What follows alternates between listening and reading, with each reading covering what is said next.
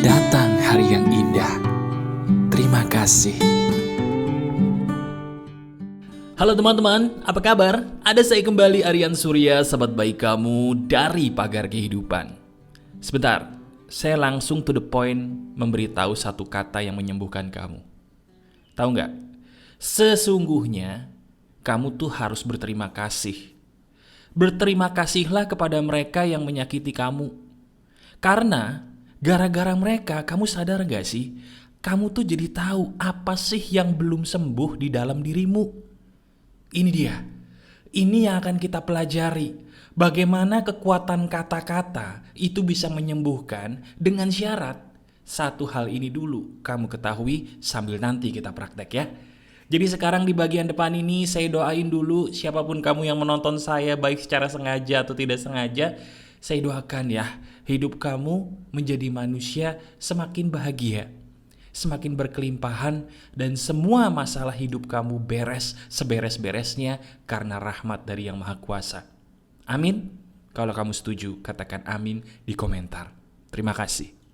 Nah, hari ini teman-teman, ini bisa jadi salah satu video yang paling sering kamu tonton berulang kali. Bahkan kalau saran saya, coba deh kamu masukkan video ini ke dalam playlist kamu di YouTube. Playlist yang bisa membuat kamu jadi tahu video apa aja sih yang kayaknya enak nih buat ditonton ulang dari Pagar Kehidupan gitu ya. Teman-teman, tadi di depan saya belum apa-apa langsung membuat kamu tertampar. Bener nggak? Coba kita renungkan. Bener nggak sih sebenarnya gara-gara orang yang nyakitin kita, bukankah kita jadi tahu bahwa di dalam diri ini masih ada loh luka yang belum sembuh bener? Kalau nggak ada orang-orang yang menyakiti kita kemarin, kita jadi nggak tahu kalau dada kita, kolbu kita, hati kita nih masih ada luka yang ternyata belum sembuh benar dan harus disembuhkan. Dan saya punya kabar buruk sekaligus kabar baik, dengerin. Bisa jadi luka batin itu loh yang membuat kamu, mohon maaf, rezekinya jadi mampet. Tuhan itu selalu ngasih rezeki kepada setiap makhluk kok. Cuman kadang-kadang kepantasan makhluk itulah yang menghalangi rezekinya sendiri. Salah satunya, maaf ya, bisa jadi luka batin kita masih ada yang belum sembuh benar. Nah itulah tugas saya sebagai sahabat kamu di video ini. Bagaimana sih caranya kita bisa membuat diri kita jadi sembuh dengan benar, supaya seizin Tuhan, insya Allah rezeki kita, jodoh kita pun jadi datang secara masuk akal. Dan itu yang terbaik. Bukan jodoh yang salah lagi, bukan rezeki yang mampet lagi, tapi jodoh yang terbaik dan rezeki yang terbaik. Setuju? Setuju. Kalau kamu setuju banget, silakan klik jempol ke atasnya dulu dong untuk video ini dan subscribe ya kalau kamu belum subscribe, karena itu membuat saya jadi semangat nih untuk ngasih ilmu kepada kamu. Terima kasih ya. Teman-teman, sekarang kita langsung aja deh. Langsung aja kita bahas dan bedah biang kerok. Saya ulangi, kita langsung aja bahas dan bedah biang kerok. Biang kerok apa? Biang kerok yang membuat luka batin kita yang ternyata masih ada nih, nggak sembuh-sembuh. Dan cara nyembuhinnya pun juga sama. Kita pelajari dulu apa biang keroknya, dari situ kita pakai biang keroknya juga untuk menyembuhkan diri kita. Wah, keren ya? Keren. Apa mas biang keroknya mas? Sederhana. Kekuatan kata-kata. Itu dia. Saya ulangi. Biang kerok yang membuat luka batin kita nggak sembuh, itu adalah kekuatan kata-kata. Selesai perkara. Loh, bener kan? Gimana mas maksudnya mas? Tolong jelasin kepada saya. Nih, saya kasih tahu kepada kamu. Kapan terakhir kali kamu ngerasa ada satu orang yang mengucapkan kalimat yang kayaknya tuh dia sederhana gitu mengucapkan itu, tapi kok rasanya dalam buat kamu dan enak buat kamu inget-inget lagi? Siapa orang itu dan kapan terjadinya? Kalau saya tuh dulu paling seneng banget ketika saya dipuji sama nenek saya. Jadi saya cerita dulu ya, ini udah lama banget sih, tahun 2007 teman-teman. 2007 saya kena penyakit demam berdarah sampai dirawat di rumah sakit gitu. Begitu dirawat di rumah sakit, nenek saya pada waktu itu masih ada. Beliau datang berkunjung. Kemudian singkat cerita, di situ beliau bukan hanya mengajak saya ngobrol, tapi beliau membangkitkan rasa percaya diri saya dengan kata-kata positif yang membuat saya ngerasa berharga bagi beliau. Dan kamu tahu nggak, itu berhasil loh. Besoknya trombosit saya langsung naik dan boleh pulang. Itulah kehebatan dari kekuatan kata-kata. Nah sekarang mungkin kamu bertanya, lah apa spesialnya mas dari perkataan neneknya Mas Aryan? Kok bisa sampai segitunya? Ini dia, dengerin baik-baik. Kalau kamu tersentuh dan ingin nangis gak apa-apa, ini normal ya. Teman-teman, kamu tuh cuman merindukan satu kata pujian tulus aja dari orang yang selama ini paling nyakitin ucapannya kepada kamu dulu. Betul gak? Saya ulangi lagi deh. Teman-teman, renungkan. Bener kan? Sebenarnya diri kamu tuh paling nunggu banget ucapan yang tulus dari orang yang dulu pernah ngeluarin kata yang nyakitin banget buat kamu. Orang itu bisa siapa aja. Bisa nenek kamu, bisa kakekmu, bisa ibu kita tercinta, ayah kita tercinta, atau mungkin pasangan bisa juga, atau mungkin bagi yang punya anak, dari anak. Betul apa tidak? Renungkan deh. Nah, sampai sini ada beberapa orang yang mendengarkan suara saya pasti langsung tersentuh karena ngerasa bahwa ini benar banget. Itu dia teman-teman. Dulu nenek saya itu adalah orang yang kalau ngomong itu tajam ucapannya. Saya sebagai salah seorang cucunya pun paling sering ngerasa sakit hati dengan ucapan beliau. Ketika dulu beliau datang mengunjungi saya di saat sakit dan beliau memuji saya, pujian itu nilainya sangat amat berharga buat saya. Kenapa? Karena di waktu sebelumnya banyak ucapan dari beliau yang secara tidak sadar nyakitin saya. Jadi begitu beliau, orang yang dulu nyakitin saya, memuji saya dengan tulus, itu rasanya wow banget.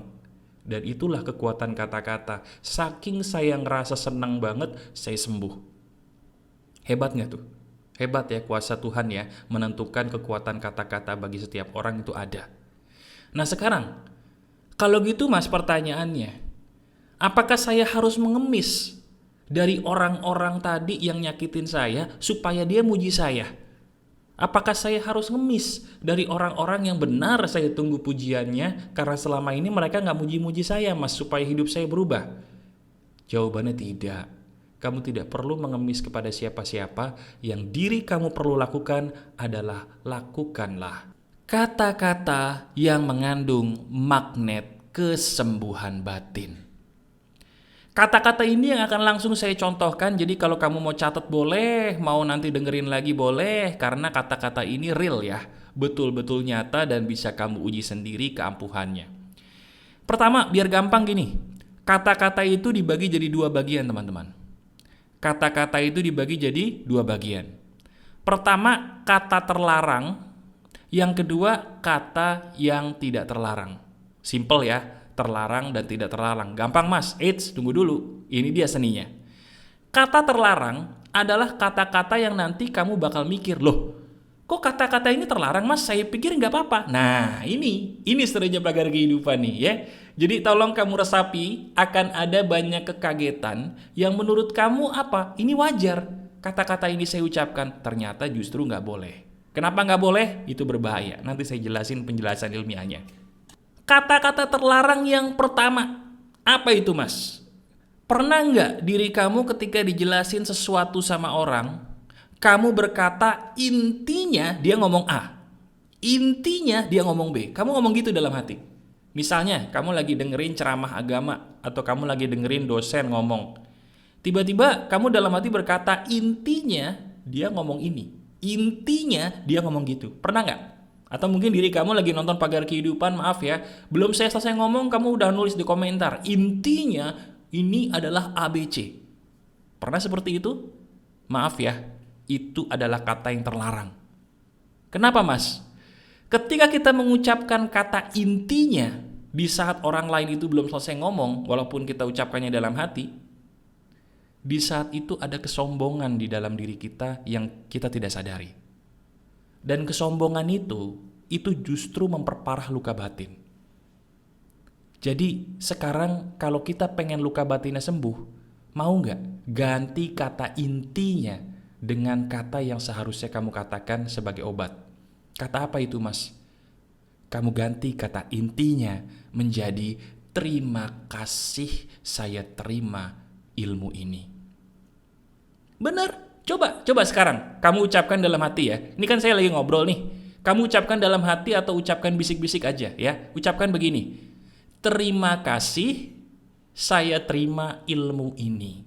Ucapkan lagi. Terima kasih saya terima nasihat ini. Ucapkan lagi. Terima kasih saya terima nasihat ini. Sejuk gak dadanya? Enak gak? Nah ini dibuktiin. Ini buktinya. Bahwa di saat kita menggunakan kata yang menyembuhkan batin, sebuah kata sederhana, dada kita enakan, Mas. Tapi di saat kita ngucapin kata yang tadi terlarang, kok rasanya gak enak. Padahal kamu berpikir itu gak apa-apa. Jelas ya? Itu baru yang pertama tuh. Kamu catat boleh, atau kamu hafalin, dengerin lagi video ini juga gak apa-apa nanti ya. Kata terlarang yang kedua. Pernah gak secara jujur nih, diri kamu mengucapkan kata kapan sih? Ayo terakhir gimana nih? Coba ingat-ingat kapan ya diri kamu mengucapkan kata kapan sih? Kapannya pakai sih ya. Kapan sih? Pernah nggak? Misalnya, kapan sih macetnya hilang? Kapan sih jodoh aku datang? Kapan sih aku jadi orang kaya? Kapan sih aku begini? Pernah nggak kamu berucapkan kapan sih belakangan ini selama setahun ke belakang aja? Sadar ya, itu kata terlarang. Kenapa? Saya jelasin kenapanya. Ketika diri kita mengucapkan kapan sih, di saat itu secara tidak sadar loh ya, diri kamu udah menjadikan bahwa hidup itu adalah sesuai kehendakmu. Dan kamu tahu sifat apa yang dibalik itu? Sifat egois. Egois secara tidak sadar muncul ketika kita ngomong kapan sih? Kapan sih saya kaya? Oh dia egois. Kenapa egois? Kan saya pengen kaya doang, Mas. Loh, emang yang berhak menentukan kita kapan kaya kita atau Tuhan? Oh iya. Kapan sih saya punya anak? Loh, egois kamu. Kenapa, Mas? Kan saya cuma pengen punya anak. Emang yang menentukan orang itu terbaik punya anak kapan, diri kita atau Sang Pencipta? Oh iya. Iya juga ya, Mas, gak kepikiran. Nah itu, di saat kita mengucapkan kata kapan sih, di saat itu ego kita tinggi. Di saat ego kita tinggi, luka batin pun gak akan sembuh, malah tambah parah. Karena apa? Egois adalah sifat negatif, dan semua yang negatif itu memperparah luka batin. Betul gak? Renungkan. Nah, sekarang kata terlarangnya adalah kapan sih? Kalau gitu kata yang bisa mengobati itu sebagai kata tidak terlarangnya apa, Mas? Sederhana. Ganti, daripada kamu berkata kapan sih, mau nggak kamu mengatakan, saya tahu rencana Tuhan itu indah buat saya. Enak gak? Coba sekarang katakan deh ya. Sekarang kamu pikirin nih, lagi nunggu apa? Lagi nunggu jodoh, lagi nunggu uangnya banyak, lagi nunggu utang lunas, lagi nunggu punya anak. Apapun yang kamu tunggu, pikirin sampai perasaan gak enak muncul karena gak sabar. Kamu obati dengan kata, saya tahu rencana Tuhan itu indah buat saya. Saya tahu rencana Allah itu indah untuk hidup saya. Wah, coba. Enak gak? Ulangin lagi ya. Pikirin hal yang lagi kamu tungguin, yang bikin gak enak hati itu tadi. Nah itu, pikirin sepikir-pikirnya. Sambil kamu pikirin, rasa gak enaknya muncul, kamu ucapkan, saya tahu rencana Tuhan itu indah buat saya. Saya tahu rencana Tuhan itu indah untuk saya. Ulangin lagi. Saya tahu rencana Tuhan itu indah untuk saya. Coba, enak gak? Senyum-senyum sendiri gak tuh? Nah kan, seperti biasa, pagar kehidupan membuat dirimu tersenyum-senyum sendiri. Itulah kehebatan dari kekuatan kata-kata. Ini baru 2. Ada satu lagi yang ingin saya sampaikan. Dan ini paling sering kamu langgar. Apa coba? Nih, maaf ya kalau ini paling nampar kayaknya nih, karena paling sering dilanggar nih. Apa emang Mas? Dengerin. Coba seumur-umur belakangan ini, pernah nggak sih kamu secara sadar atau tidak sadar mengatakan kata ah? Iya, simple. Kata ah. A dan H, ah. Itu sederhana. Tapi sadar nggak, di saat kita mengucapkan sesuatu pakai ah, itu jadi lebih buruk. Contoh, kalau kita mengucapkan kata capek, ya ada rasa negatifnya sih, saya capek gitu kan. Tapi kalau pakai ah, saya capek ah. Rasanya udah putus asa gak sih? Kayaknya udah putus asa banget gitu. Iya kan? Hidup susah, oke, rasanya gak enak. Tapi kalau hidup susah ah, kayaknya rasanya tuh bikin pengen apa ya, garuk-garuk kepala tapi sampai kepalanya pitak gitu, saking ngerasa gak enaknya. Hati-hati teman-teman. Di balik kata ah, di situ ada penguatan energi. Saya ulangi, setiap kata-kata itu ada energinya ya. Ketika setiap kata-kata apapun ada energinya, baik positif atau negatif, kalau kita tambahkan kata ah di belakangnya, itu bakal menduplikasi kekuatan energinya. Kalau bahasa Inggrisnya amplify, menduplikasi, menambah kuat. Nah pertanyaannya, yang kita taruh kata ah itu, di depannya kata negatif atau positif? Kalau kata negatif, coba buktiin, pasti rasa gak enaknya lebih double. Coba, sakit, gak enak. Tapi kalau sakit ah, lebih gak enak. Iya juga ya. Aku jelek, wah gak enak tuh. Tapi kalau aku jelek ah, waduh, kayaknya udah putus asa banget tuh orang. Aku gendut, aku kurus, ya udah. Tapi kalau aku kurus ah, aku gendut ah, gak enak kan? Gak enak. Coba buktiin. Itu tuh yang bikin hidup kita gak jalan kemana-mana. Karena kata ah tadi yang kita tempatkan di posisi yang salah. Nah kalau gitu cara ngobatinnya gimana Mas? Sama. Tetap gunakan kata ah, tapi di depannya taruh kata positif dong. Contoh, misalnya, daripada kita menggunakan kata ah untuk kata negatif seperti capek ah, mau nggak kita gunakan kata ah setelah kata segar? Wah, lawannya capek tuh kan. Coba sekarang kamu ucapkan deh. Misalnya kamu lagi capek nih. Jangan ucapkan capek ah, enggak. Ucapkan dalam hati atau kamu ucapkan pakai mulut ya. Ucapkan begini. Segar ah. Widih, rasanya enak ya. Segar ah. Atau saya sehat ah. Wis. Coba dibuktiin, makanya buktiin pagar kehidupan itu dibuktiin, jangan cuma didengerin ya. Misalnya kita lagi gak enak badan nih, jangan berkata aduh badanku sakit banget gitu. Enggak, ucapkan dengan suaramu ya. Saya bugar banget ah. Saya sehat ah. Waduh. Beneran loh, rasanya tuh kayak ada power tambahan yang bikin kita jadi ngerasa persis seperti yang kita ucapkan tadi sebelum kata ah. Coba lihat diri kamu. Bener kan? Kita secara tidak sadar udah mempraktekkan ini hampir 20 menit, udah 18 menit nih video. Jadi sekarang gini teman-teman. Kalau kamu suka dengan video ini, klik jempol ke atasnya. Kalau nanti video ini dapat jempol ke atas di atas 1000 aja, saya bakal bikin part yang kedua untuk seperti ini. Karena apa? Jujur, masih ada banyak kata-kata negatif dan positif lain yang sepertinya kita sering langgar. Ya, jadi kalau video ini kamu suka banget, klik jempol ke atasnya, kita lanjutin part keduanya. Dan kalau diri kamu masih sering nanya, Mas, saya ini pengen curhat, pengen ngobrol, caranya ada di deskripsi. Dan coba, sambil kamu dengerin Pagar Kehidupan, sambil kamu baca buku saya. Lihat keranjang kuning, ya, lihat keranjang Shopee yang ada di video ini. Disitulah buku asli saya, kamu baca deh. Banyak loh orang yang bertestimoni hidupnya berubah seizin Allah karena buku saya. Barangkali orang berikutnya adalah kamu ya. Masih ada saya, Aryan Surya, sahabat baik kamu selalu dari Pagar Kehidupan. Tetap keep the spirit, keep sharing, and keep loving.